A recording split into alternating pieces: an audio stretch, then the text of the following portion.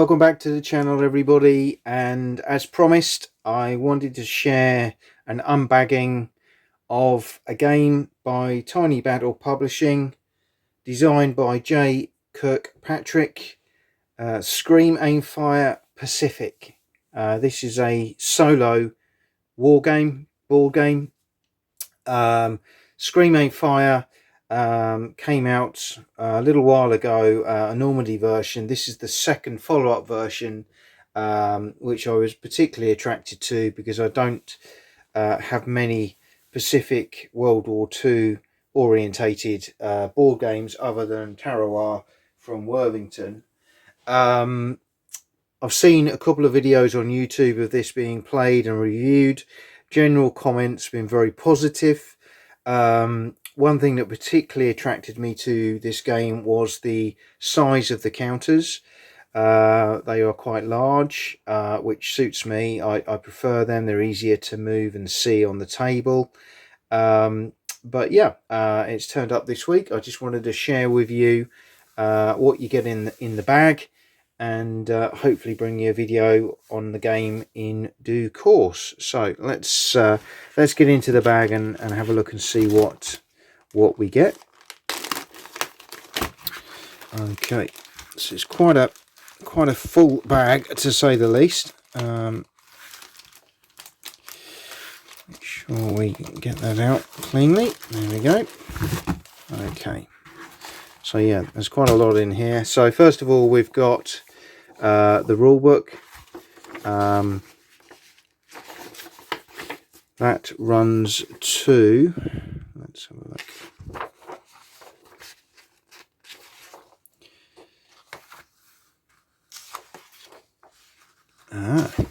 Interesting first comments. No page count, although at the back, at the front, there is a contents page that does confirm a total of 12 pages.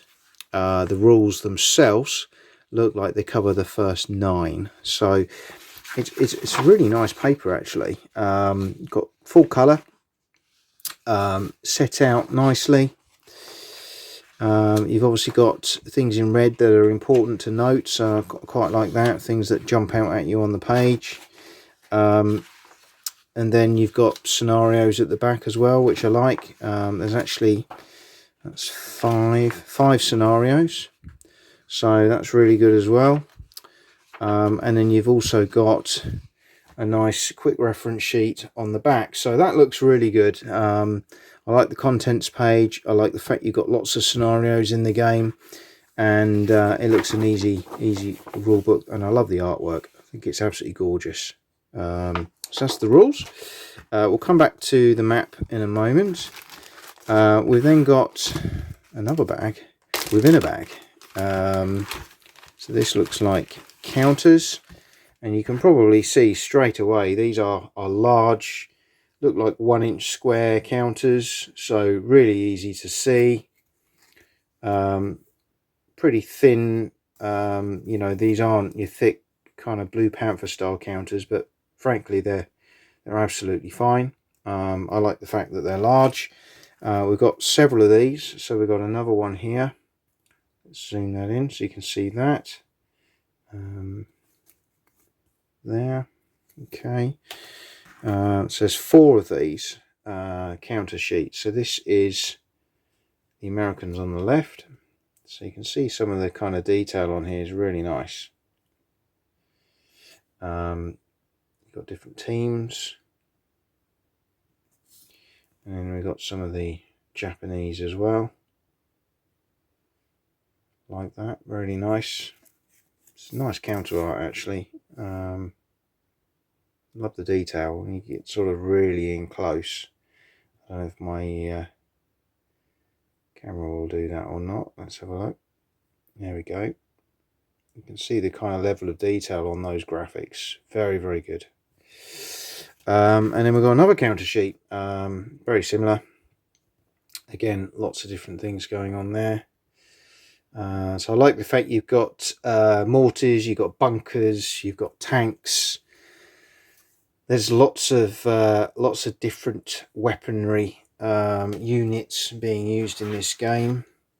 is very much driven by the cards, which I'll get out in a moment, the action cards, which determine what the Japanese do, I believe, each turn, as you're playing the Americans. And then you've got 2 map sheets, so this is really good for a folio game. You're getting a lot of game in the bag, and you can see the map there. It's very simple, easy to observe. You've got turn tracks, you've got Japanese reserve tracks, and you've got morale and reserve scores there. And obviously this one is a beach landing. It's good, pretty thick paper stock. To be honest, you wouldn't need to plexi this one. I don't think that would lay quite flat on its own. Unlike the thick paper card stocks you get with some other designs, this one will lay quite flat. Let's just lay the second map down as well. So again, you got some interesting graphics on that one as well. Very similar design, but again, a different layout. So 2 maps, 4